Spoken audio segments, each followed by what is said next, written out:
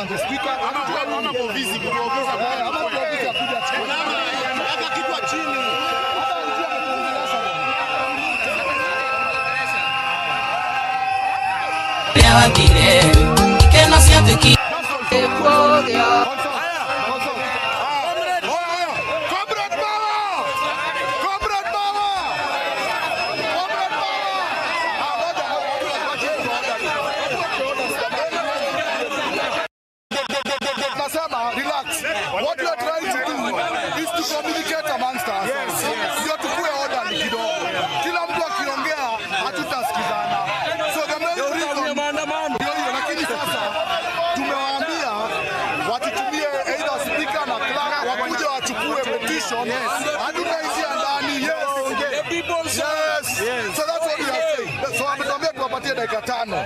So can we wait 2 hours to leave the dakika 5? Okay.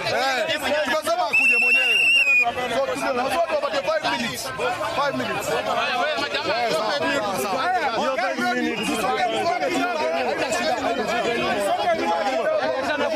Vuta nyuma. Nyuma. Sawa.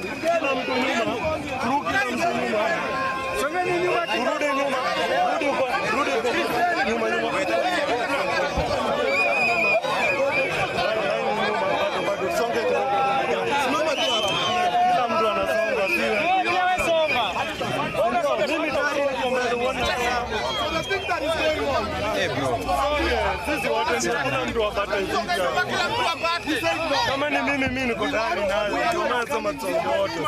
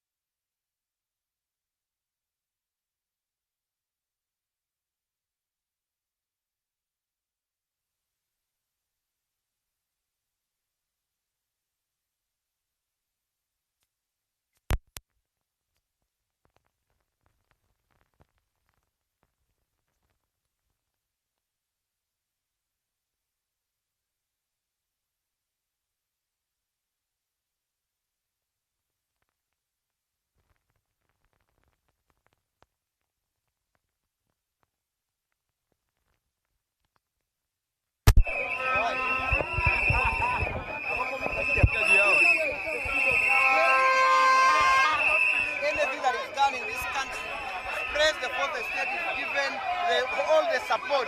And we must say, Pole for what happened in the demonstration.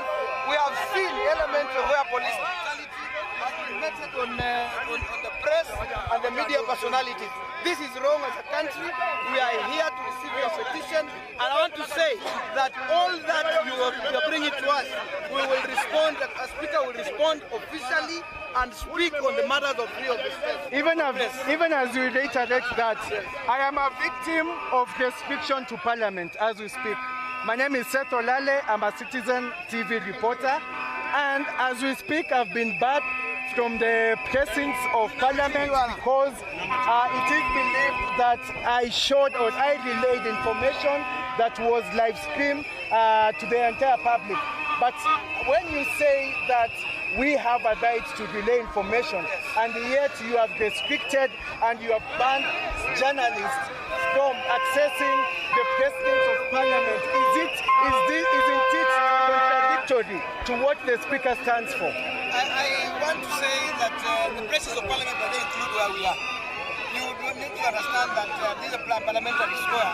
All these parties are presence of Parliament. What Parliament is doing, by the way, I need to tell you, that we are already working on a budget to make sure that we have a media center that is well built, a media center that will respond to the needs and requirements of this country. Because what you guys do is critical for this country. I want to say this, on behalf of Parliament, we underscore the importance of media. You guys have been laying all the information that we have as Parliament. We will not restrict media into Parliament. What we are doing is just to enhance what you guys are doing, enhance the relations and create a conducive environment. That we are delaying Parliament. Access information.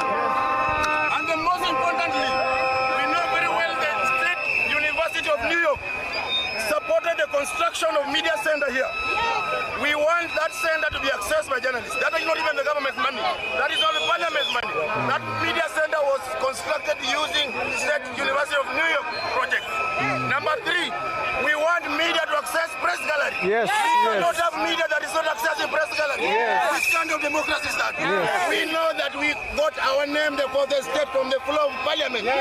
When Edmund Burke was addressing the House of Commons, he said, in their lies, the this state, which actually is the greatest of all. Why are you blocking media from accessing the press gallery? Yes. That is unacceptable. The bare minimum is we must use the media center and we must access press galleries.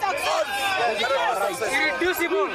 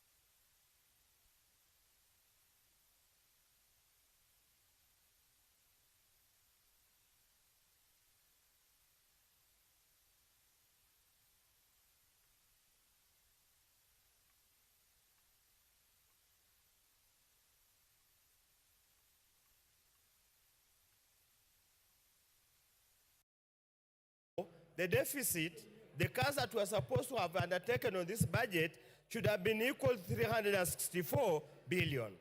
When you look at the summary, included in the second schedule attached to this supplementary bill, Honorable Speaker, is 146 billion that is being cut.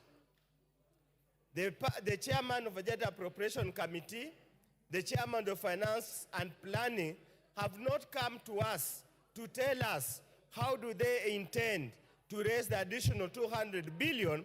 Where is the money coming from? Are we going to delve deeper into borrowing? Yet he has clearly explained that a debt payment, interest payment, is taking a whole 65 shillings for every single cent, for every single cent that we collect. Honorable Speaker, there's too much loud consultation here. Can you protect me? I cannot even hear. Well, honorable members, I would like the member on the floor to be heard in silence. I'm told that the matter that they are consulting on touches on you, so please proceed, but the consultations shall be lower. Please okay, proceed. Honorable Speaker, let me repeat again.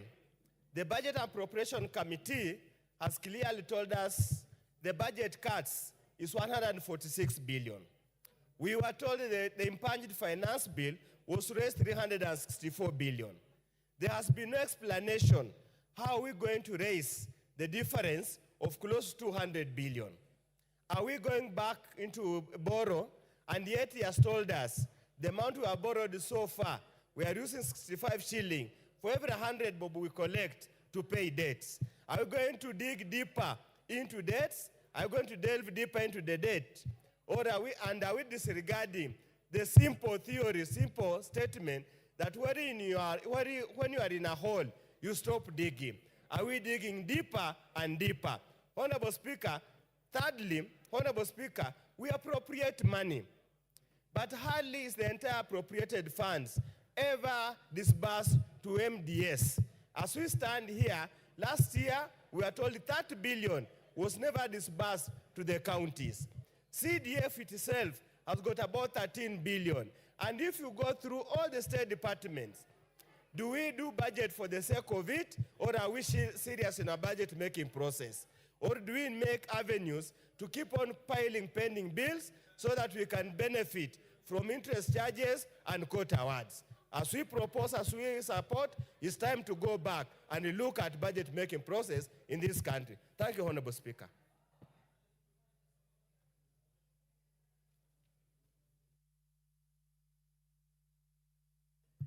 Well,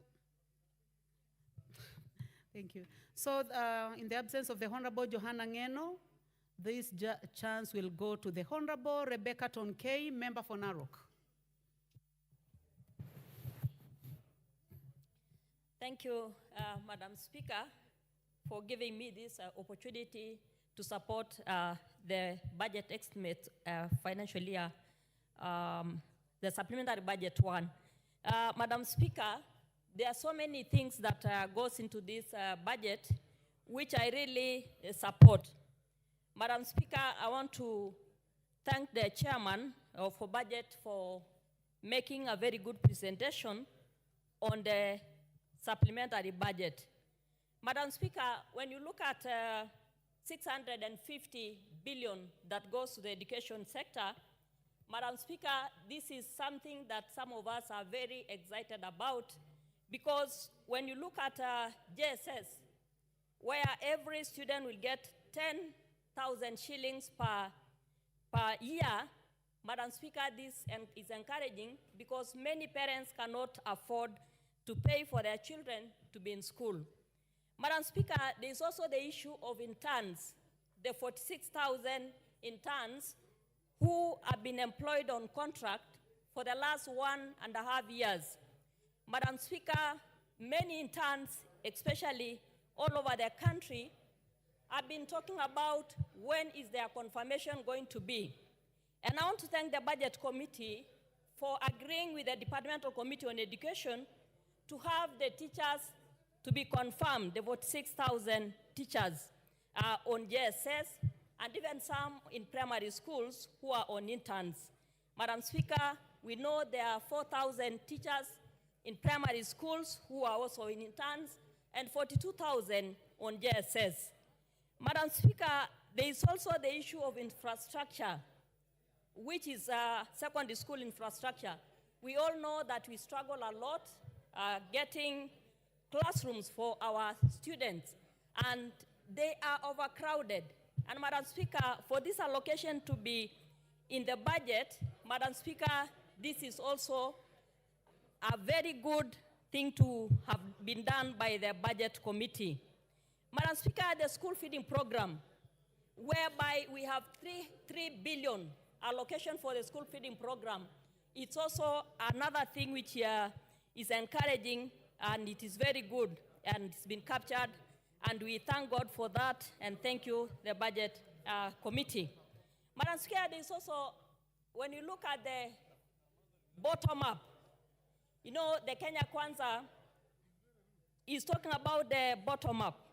And looking at fertilizers, Madam Speaker, this is something where the farmers are going to get subsidized fertilizers, and therefore we are going to get a bumper harvest for our people. We have the increase of salaries for police. Madam Speaker, most of us, even members of parliament, we all know that our security suffers a lot. I was privileged to have been married by one gentleman who was an inspector of police. That is the late Inspector Joshua Tongei. Some of us know how much these people earn. The peanut salaries the policemen earn, Madam Speaker, it's heartbreaking. And therefore, when we get some increment for them, Madam Speaker, these people do a lot. They protect us while we are sleeping. They are in our borders, protecting their country, and they go through a lot of pressure and stress, while their families cannot afford even to put food on the table, leave alone their children to go to school. Madam Speaker, this is something which is encouraging, and I support this budget because of that, coming from that background of being married by a policeman. Madam Speaker, there is also the issue of coolants. I was privileged one time when the president visited my county, and he had promised to give me 30 coolants. Madam Speaker, this will go across for all women to get coolants, and they can afford to take their milk for preservation, and therefore, even the increase of money, around 500 million to KCC, so that women can get payment of 50 shillings per bottle, because it's only in Kenya where we get a bottle of water being more expensive than a bottle of milk. Madam Speaker, I support the budget. Thank you. Thank you very much, Honorable Tonke, and thank you also for taking that opportunity to reflect on the experiences of police officers, of course, citing your later husband. Honorable members, I would like to give this opportunity to the Honorable Esuda. Please proceed. Thank you, Madam Speaker, for giving me this opportunity, and I want to take this opportunity to congratulate the chair of the Committee of Budget and Appropriations Committee and the entire committee for putting in a lot of hours to ensure that by the time we are opening the House, this is only day 2, we have the supplementary estimates 1 presented in this House, Madam Speaker. I want to just make a few points. First is that as a country, we are actually experiencing extraordinary times, and this calls for extraordinary measures for us as a country, Madam Speaker, and that is why for the first time in the history of Kenya, we have supplementary estimate 1, even before we start implementing the budget that we passed before we went for recess, Madam Speaker.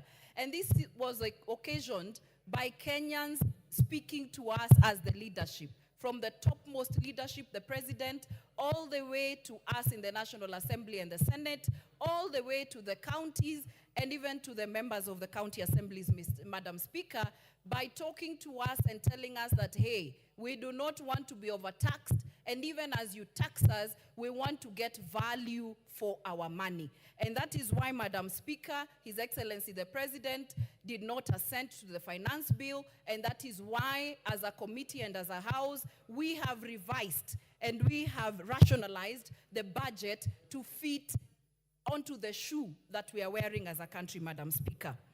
I want to say this, that as a committee we have looked at the austerity measures, and Kenyans have again told us as leaders that do not cosmetically talk to us about austerity measures. By just saying that we have cut, we are seeing memos that there will be no travels, that there will be no tea, there will be no flowers. They actually want to see it happening, Madam Speaker. And so they do not want us to just say we won't travel, and then they find out that we sneaked out of the country and traveled. They want to see that when we say there is no travel by parastatal officers, by members of parliament, by the executive, we will exactly do that. Of course, there will be essential travels where, for example, our country, we have to give a country position, like to the Pan-African Parliament, to the IPU. There are areas that probably we must be there as a country, Madam Speaker. They also want to see that when we travel, there will be no excess baggage of persons who are not going to add value in that travel, Madam Speaker. For example, when we go for sports, you find that the people who are going to run or the people who are going to participate in the sports are not in the list. And then we have joy riders who first get the merchandise free, the ones who go there and enjoy themselves and go out and send photos and have a field day when they go for World Cup and things like that, Madam Speaker. Those are the things Kenyans have said we do not want to see, and as a house, we will be doing our proper oversight. Any executive member who is going to do that, we will not play any tribal card that that person comes from my county or that person comes from my area. We would rather lose our political seats rather than going against what Kenyans want, Madam Speaker. But quickly to the issues that are in the budget, which I am happy about. The budget committee and also the government, I must give them credit. They did not go, when we are doing the cuts, Madam Speaker, they did not touch so much on the things that touch directly on the common man. And I'm happy about that. For example, JSS, there was a lot of agitation, and we saw even the letter that Treasury had written to us before we went for recess, that if we reject the finance bill, they will not employ the JSS teachers. I thank the government and also the budget committee by ensuring that has not happened. The JSS teachers will be employed. Equalization fund, we have 8 billion, Madam Speaker. I'm happy also with this government that for the first time in every financial year, we are seeing that equalization fund is prioritized and the monies are also being disbursed. Also, Madam Speaker, school feeding program is there in this budget, Madam Speaker. Lastly, we are seeing hides and skins getting money, Madam Speaker. The other thing that Kenyans have talked about is about equity. We cannot only have money going to coffee sector, tea sector. Even the pastoralists of this country count. They also pay taxes, and I'm happy that there is money for skins and hides so that one of their economic sector can also get money. And for that reason, I do support Madam Speaker. Thank you very much. The Honorable Amos Mwago, member for Starehe. Thank you, Madam Speaker, for giving me this opportunity to weigh in on this matter. And on the onset, I want to congratulate the chairman for the budget committee on the recommendations on the budget, the budgetary cuts. I think this has come from the agitation that the public has meted on us as parliament and on the government as a whole. And I think it is time now we think about the principle of the three arms of government, having the legislature, executive, and the judiciary. And I think in the view of the public, our arm of government is performing dismally and is purportedly being controlled by the executive, which we should be oversighting. I think that's an issue that we should bring that debate on the floor of the House and discuss our role as Parliament. What is our role as Parliament? Because we seem to have been overridden by the executive in our mandate to oversight it. I say so because even when you look at some of the areas that the budgetary cuts have been affected, some of the areas are issues that had been raised by the public and were addressed by the executive. When we are talking about the office of the First Lady, the Second Lady, and maybe the office of the wife of the Prime Cabinet Secretary. These are issues that were raised by the public and they were addressed by the executive, which are issues that we as Parliament should have looked into before these issues got to the public galore.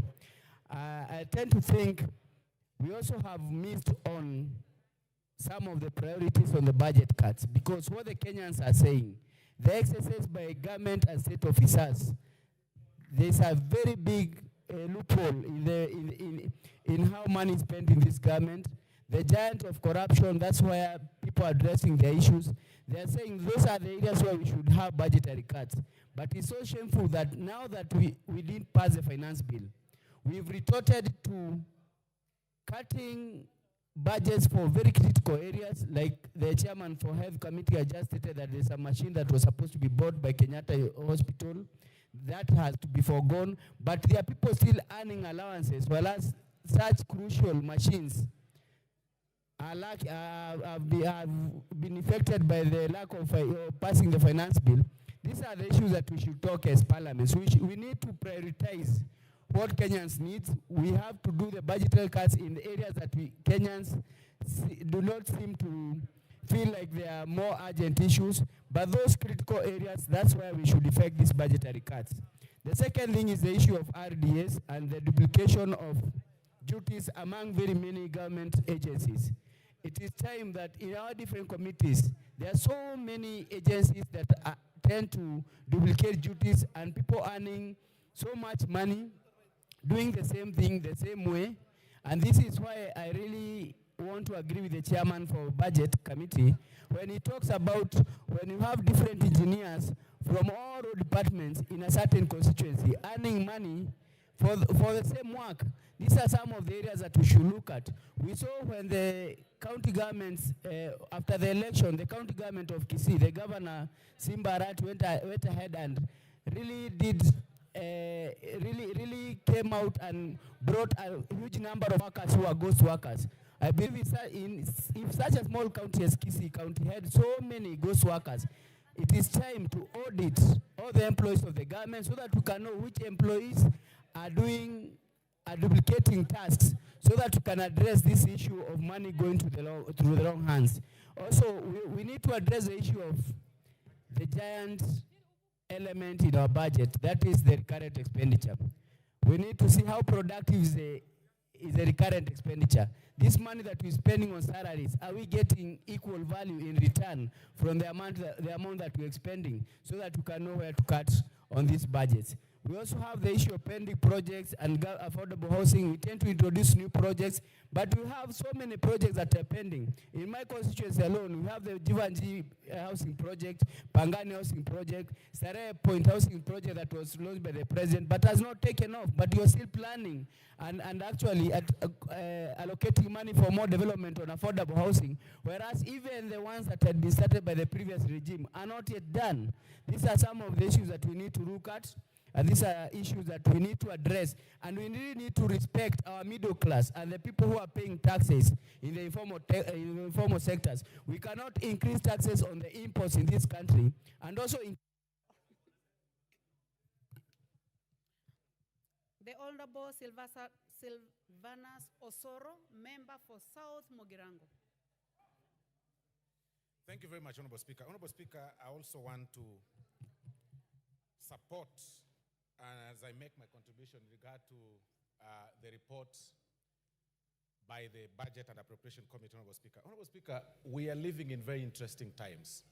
Very, very interesting times, especially economically.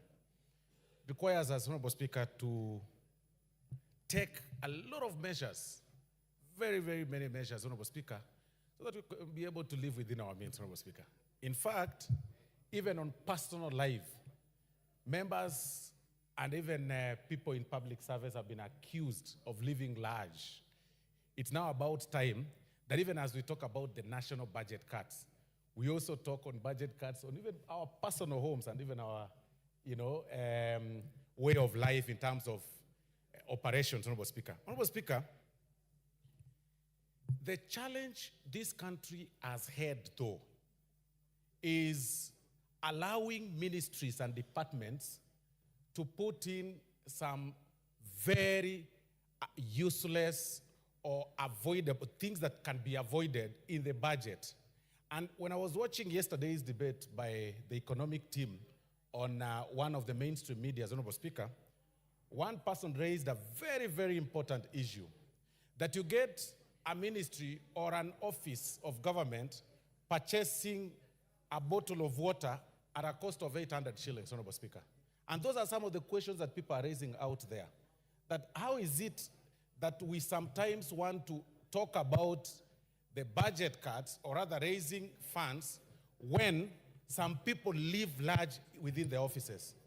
These budget cuts are very sensitive in this particular issue, in this particular season, Honorable Speaker.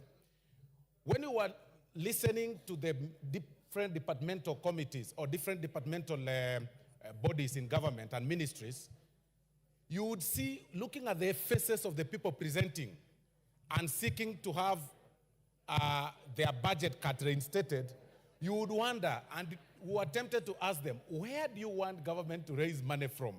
Because it is in this house, Honorable Speaker, that we pushed for, we had differences in regard to pushing for the finance bill. We heard what the public said about the finance bill, that was to raise a certain amount of money. And this had to go down and flow down to the budget cuts. But you will get some departments, Honorable Speaker, approaching us as they were when they appeared before different committees, and I'm sure even the chair budget can confirm. You saw people appearing there with very weak faces saying, how do you want us to operate? It is now about time that within this year, we cut everything, like what the budget has, the appropriation committee has done. It wasn't very easy, I know, because you look at this, you realize it's important. You look at another vote, you realize it's also very important. Looking at the recruitment of the JSS teachers, looking at the way our police officers, Honorable Speaker, were getting overwhelmed by the protesters the other day, that really displayed the fact that maybe we needed some more manpower in as much as such is concerned in that security sector. Looking at the challenges in schools, Honorable Speaker, where we need new classrooms in JSS. And I really think the budget committee has also some element of explanation to make on the budget cuts on education.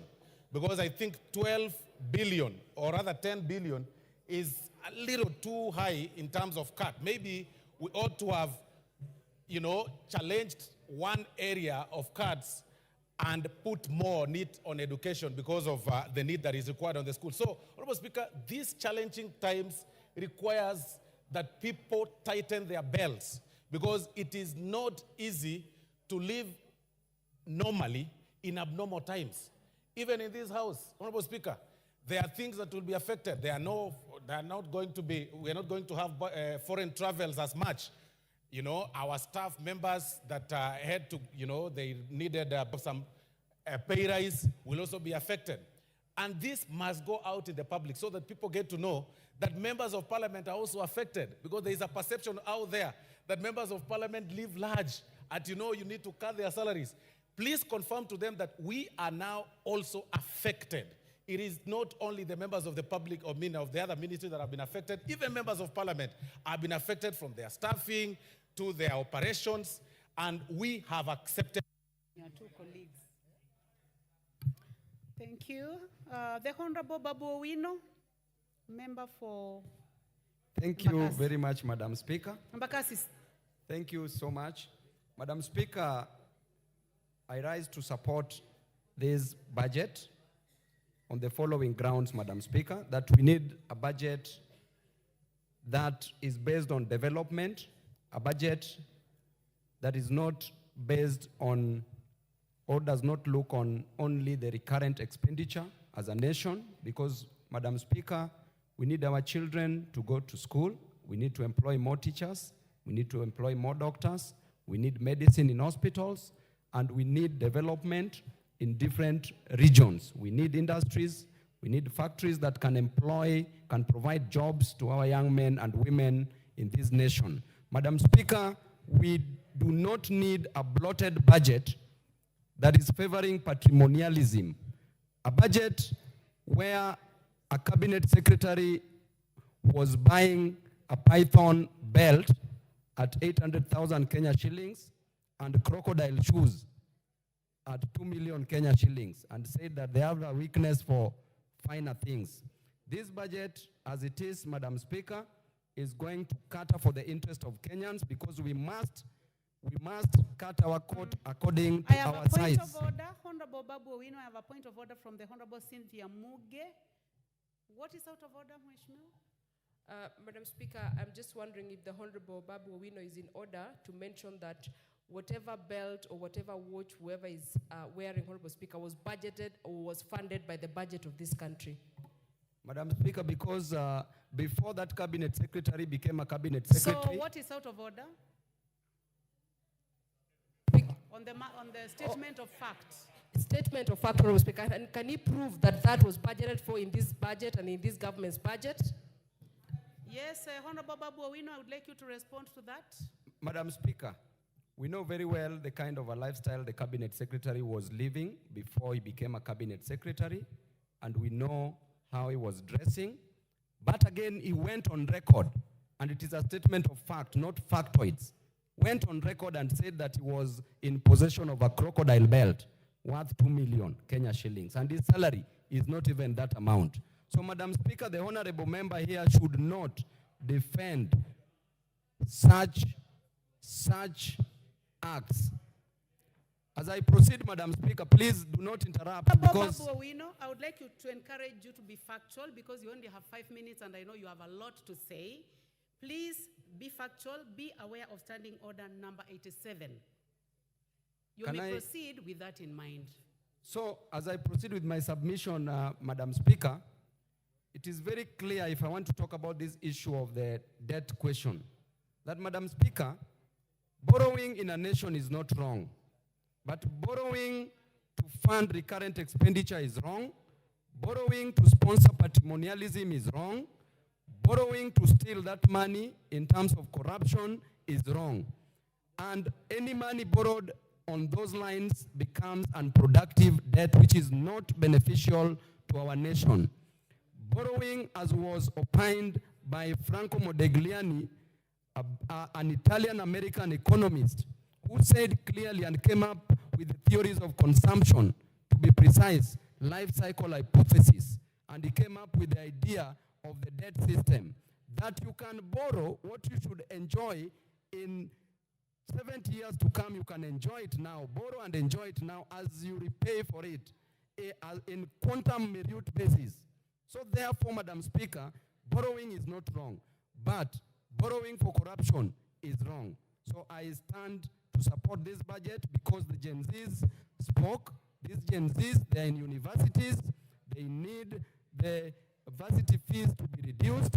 These Gen Zs, at the same time, Madam Speaker, need to be employed, because these are people who have graduated, but there are no jobs. Thank you. The Honorable Mboko Milemba, member for Emuhaya. Thank you, Honorable Speaker. Whereas I have a lot of respect for the Budget Committee and its chair, and for the work it did, despite the fact that we have several challenges that required budget cuts, I would really want the Budget Committee to listen to me carefully. That when you went back to look at the budget, which was supposed to be mutilated because of the fact that the finance bill had not gone through, it was very important that we prioritize things which must be achieved. When you are not having enough money in your home, you must go for the necessities. Honorable members, when you look at one of the pages in this budget, you will look at the Teacher Service Commission budget. So whereas we are celebrating that we have employed all the JSS teachers, which is 18.5 billion Kenya shillings, there was an agreement between the teachers of Kenya and the government of Kenya in what was called the CBA. The CBA was signed and deposited in court sometimes last year. And the government of Kenya paid the teachers half of that CBA, which was about 13 billion. The remaining 13 billion was to be paid in this financial year. When you look at the budget of the Teacher Service Commission, it has been cut on its recurrent expenditure by exactly 10 billion, meaning that all the teachers of Kenya are not going to get their full CBA as had been agreed by the government. Now, the chair budget, if it's anywhere, what you are doing to this country, which is already going through various demonstrations by both the young people and other groups, you are actually going to draw all the 400,000 teachers of Kenya out on the streets because we have allocated those money on roads, possibly, on other things which otherwise would have waited so that we clear with the teachers. The teachers were looking forward for the following 4 things in this particular budget which are not forthcoming. Number 1 was the phase 2 of the CBA, which is costing 13.5 billion Kenya shillings, which has been removed. Number 2 was a medical cover for teachers, which has been in existence and which was 15 billion. And when you look at this again, it has gotten a cut. Number 3 was promotion of teachers, which had been given 1.5 billion, and which again, I can see it's not in the budget. And lastly was, of course, the issue of the employment of the JSS teachers, which we have achieved. Now, what are we doing to our country? Already we are in a mood of riots and demonstrations. And now you want to draw all the teachers on the streets.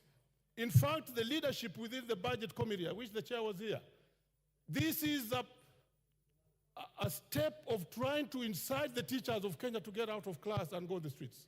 The teachers had been patient knowing that their package will be in this budget. And therefore, I want to say that we shall not, and I want to ask you, honorable members, because this will affect you starting next week and the following week. I don't see us going anywhere because it will affect us in our constituencies. We must make an amendment to this budget to include the 13.5 billion for the CBA of the teachers. And the economists are here. I've already talked to them. No, we don't need to borrow because there are places where we can prioritize. Why would we be building a road and not pay teachers? The road can wait for tomorrow, honestly. So let's be very realistic when we shall look at the next step of this particular matter so that we get 13.5 billion shit for the Kenyan teachers. Otherwise, even those of us who have been enjoying some limelight because of 1 or 2 things, the teachers will be on the streets. Yes, the JSS will be there, but the rest of the 400,000 teachers, I'm telling you, will get on the streets. And this is not what we require at this particular time. The budget chair and his leadership cannot incite the teachers as we see. So members help to revert this so that the teachers get their CBA. Thank you, Honorable Speaker. Yes. The Honorable Mawathe, member for Embakasi South. Thank you, Honorable Speaker, for giving me this opportunity to contribute in this important bill. That is actually the report, that is the budget 2024-2025. We live in very hard economic times, very challenging times. So as a country, we must learn to live within our means. I am glad that the budget committee has reduced the budget to what is affordable without increasing taxes on the Kenyans. We are glad that the budget committee has been able to include the funds for the absorption and the employment of the JSS teachers countrywide.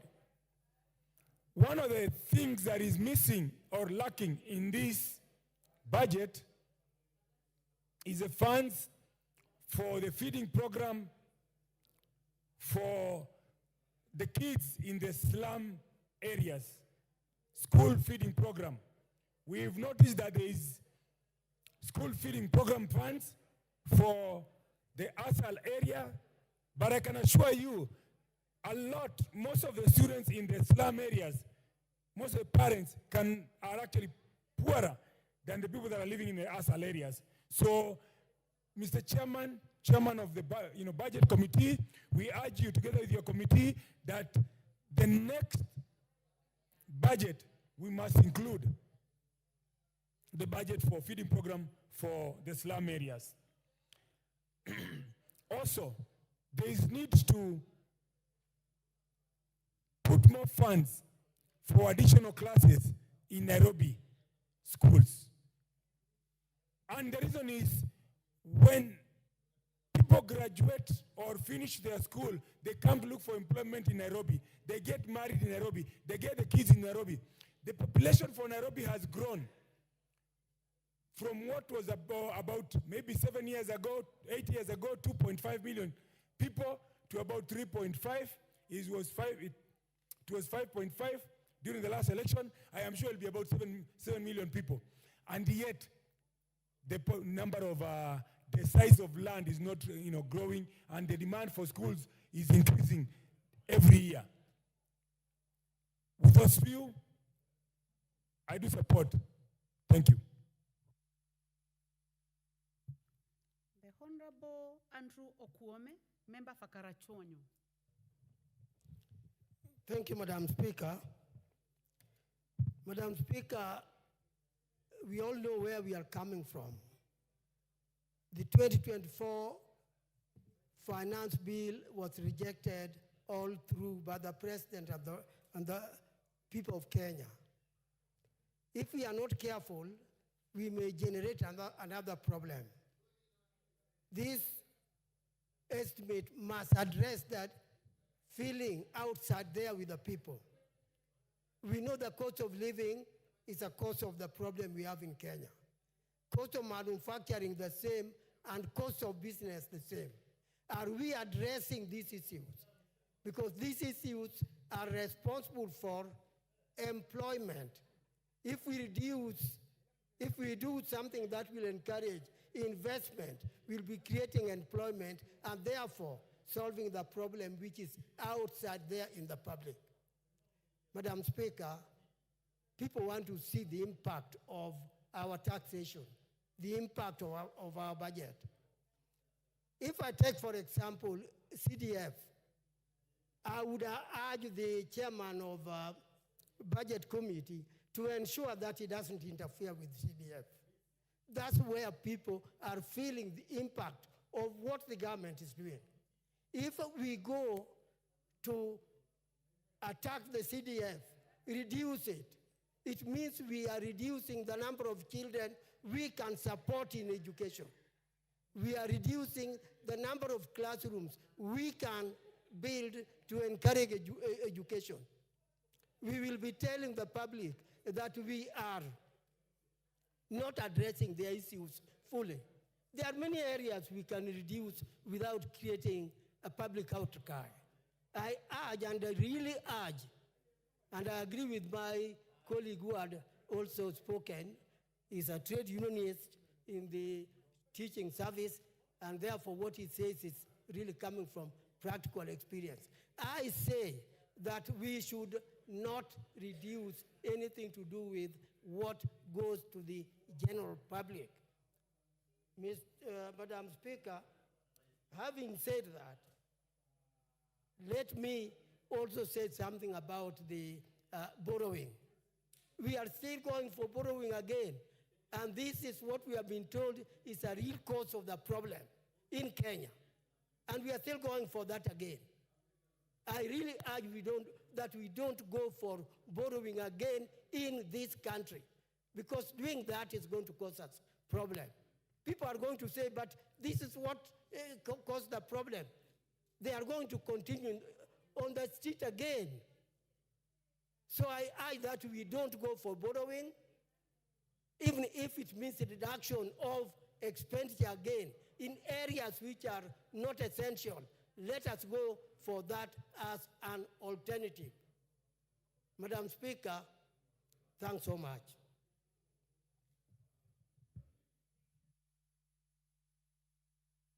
The Honorable Julius Ruto, Member for Kisses.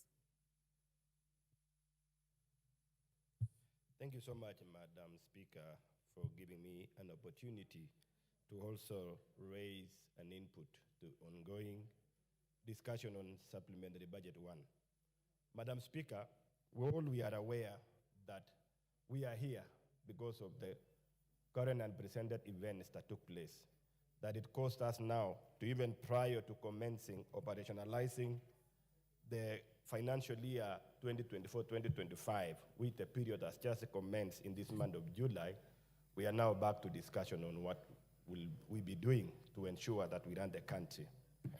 Madam Speaker, listening to contributions by members, it is very exciting that some of us now, we are realizing the reality, or we are meeting with the reality of the fact that at the point we were discussing on how to fund the desired expenditure to further our desire for development, our desire for inclusivity, our desire for distribution of resources accordingly.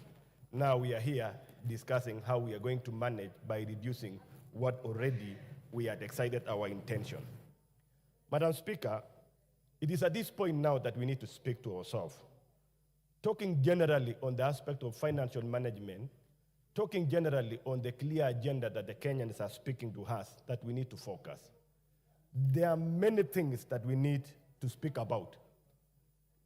But of all this is the idea that we need to call ourselves to a meeting.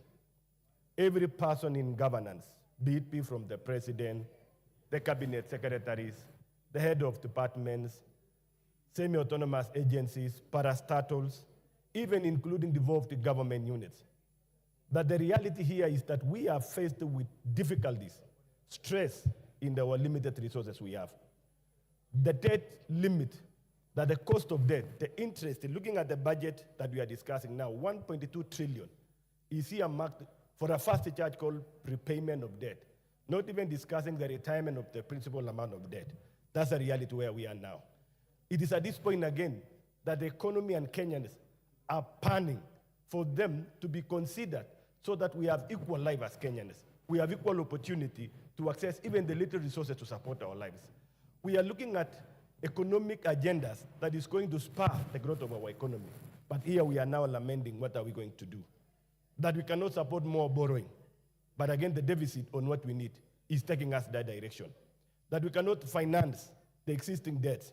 That we cannot even support our economy by allowing our commercial banks to redirect the resources directly to the economic growth. But now we are pulling from our commercial banks to support the needs of the government of day in, day out, especially repayment of debts. Madam Speaker, I want to rise on this point and to request that it is now a time that we want to evaluate the little resources we have. And I want to speak much on the appropriation in aid.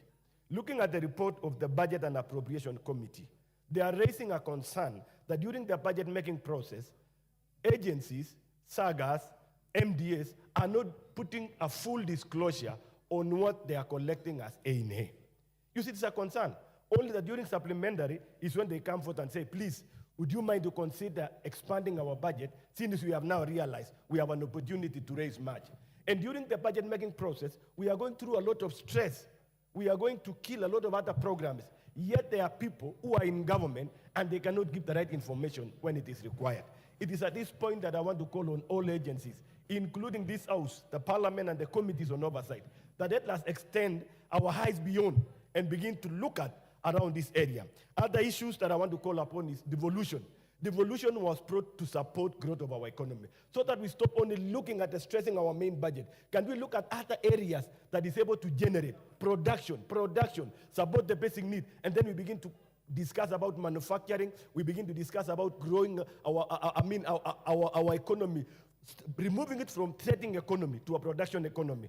Madam Speaker, because of time, I had a lot to say, but I want to say it is time that this particular period speaks to us. Let us be in good governance and support our economy. Thank you so much, Madam Speaker. Thank you. Honorable members, clearly this motion has a lot of interest and it will continue in another sitting. Honorable members, and the time now being 2 minutes past 1 p.m., this House stands adjourned until today, Wednesday, 24th July 2024 at 2:30 p.m.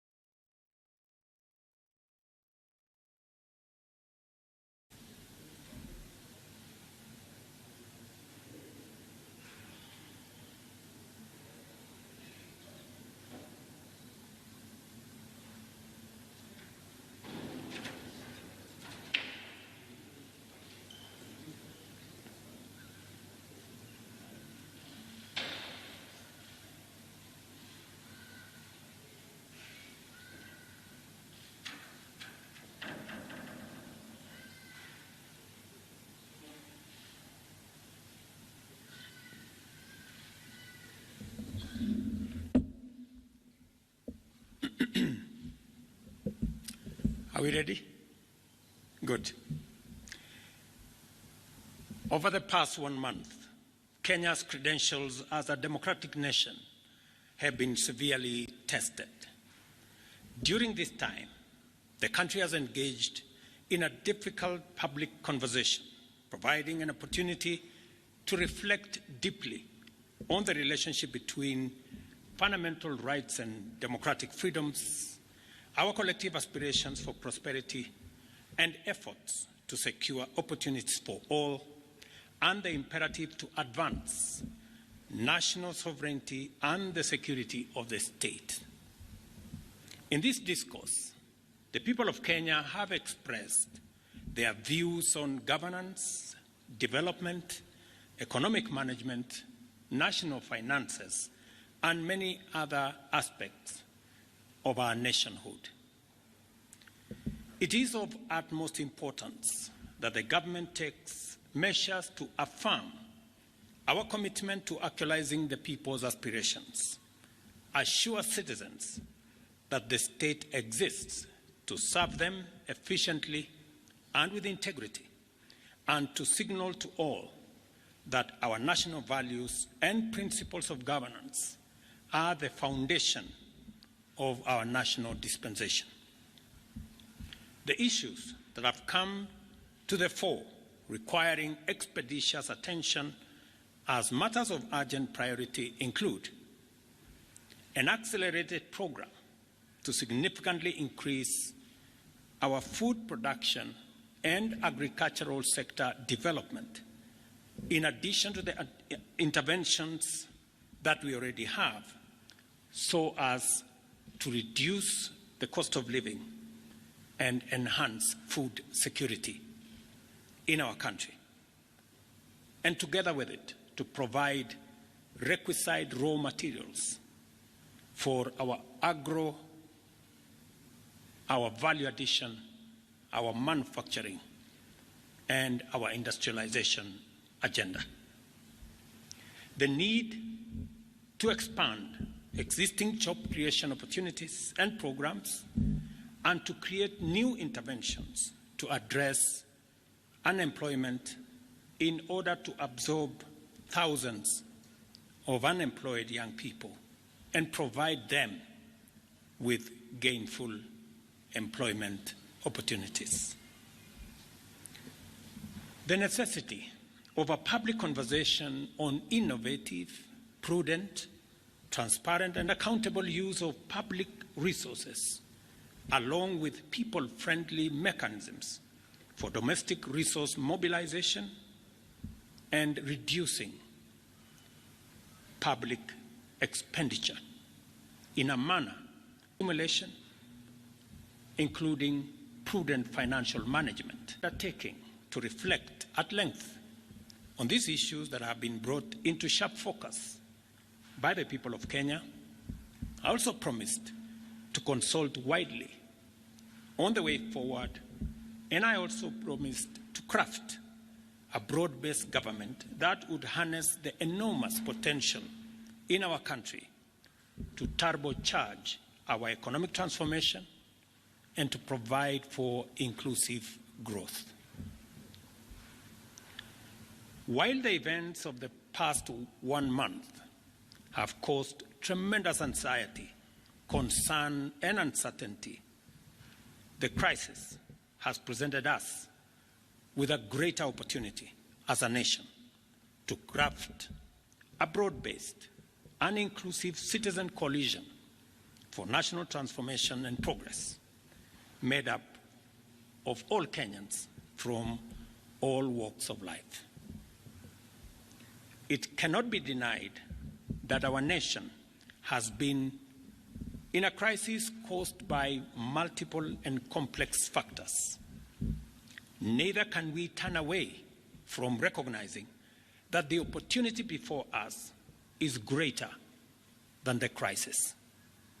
Together, we have a chance to take our country where we all want it to be and make our nation, the Kenya we want, a great nation.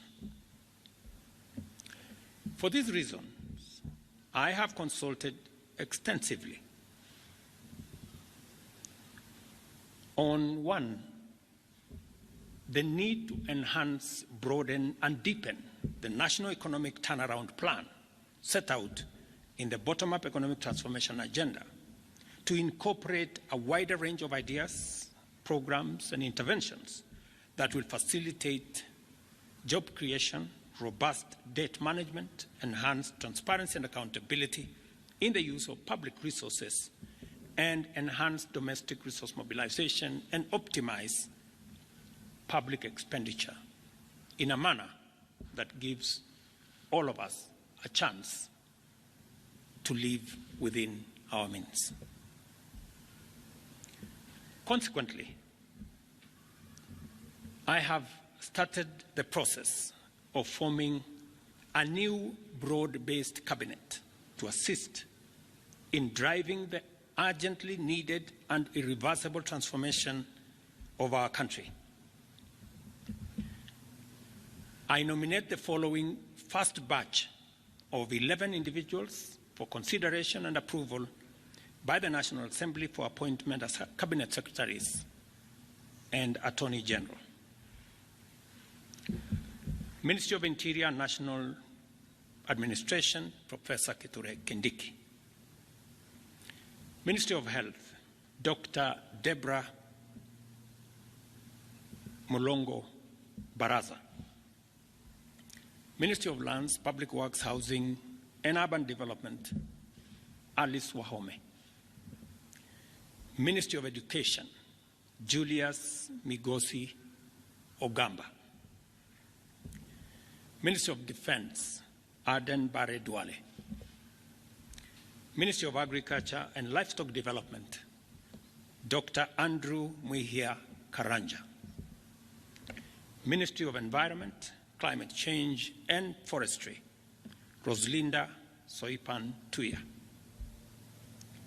Ministry of Water, Sanitation and Irrigation, Eric Muridhi Muga. Ministry of Roads and Transport, Davis Chircher. Ministry of Information, Communication and Digital Economy, Dr. Margaret Nyambura Ndungu. Attorney General, Rebecca Miano. I am continuing to undertake consultations across the political divide on the balance of cabinet that I will appoint shortly. The consultations are at an advanced stage, and internal processes in various sectors are underway to facilitate my appointment of the balance of this cabinet. Additionally, I will be issuing next week a clear roadmap on the assignment that the new cabinet is going to have, with clear timelines and deliverables for us to harness the tremendous potential that exists in our nation and drive our country to greatness. Thank you very much, and God bless you.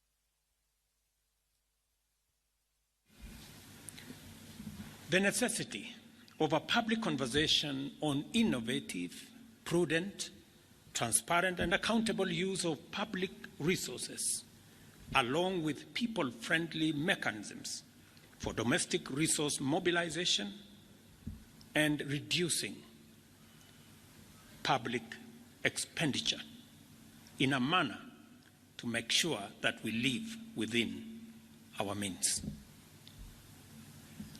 Number 4, the imperative of addressing the significant challenge of public debt by establishing and implementing very clear mechanisms to reduce public borrowing and insulate the country from risks associated with debt accumulation, including prudent financial management to avoid debt distress. The importance of constituting a more inclusive government that unlocks the potential of citizens from all sectors to drive our national transformation and our unity. I gave the nation my undertaking to reflect at length on these issues that have been brought into sharp focus by the people of Kenya. I also promised to consult widely on the way forward, and I also promised to craft a broad-based government that would harness the enormous potential in our country to turbocharge our economic transformation and to provide for inclusive growth. While the events of the past 1 month have caused tremendous anxiety, concern, and uncertainty, the crisis has presented us with a greater opportunity as a nation to craft a broad-based and inclusive citizen coalition for national transformation and progress, made up of all Kenyans from all walks of life. It cannot be denied that our nation has been in a crisis caused by multiple and complex factors. Neither can we turn away from recognizing that the opportunity before us is greater than the crisis. Together, we have a chance to take our country where we all want it to be and make our nation, the Kenya we want, a great nation. For these reasons, I have consulted extensively on, 1, the need to enhance, broaden, and deepen the national economic turnaround plan set out in the bottom-up economic transformation agenda to incorporate a wider range of ideas, programs, and interventions that will facilitate job creation, robust debt management, enhanced transparency and accountability in the use of public resources, and enhance domestic resource mobilization and optimize public expenditure in a manner that gives all of us a chance to live within our means. Consequently, I have started the process of forming a new broad-based cabinet to assist in driving the urgently needed and irreversible transformation of our country. I nominate the following first batch of 11 individuals for consideration and approval by the National Assembly for appointment as Cabinet Secretaries and Attorney General. Ministry of Interior and National Administration, Professor Kithure Kindiki. Ministry of Health, Dr. Deborah Mulongo Baraza. Ministry of Lands, Public Works, Housing, and Urban Development, Alice Wahome. Ministry of Education, Julius Migosi Ogamba. Ministry of Defense, Aden Bare Duale. Ministry of Agriculture and Livestock Development, Dr. Andrew Mwihia Karanja. Ministry of Environment, Climate Change, and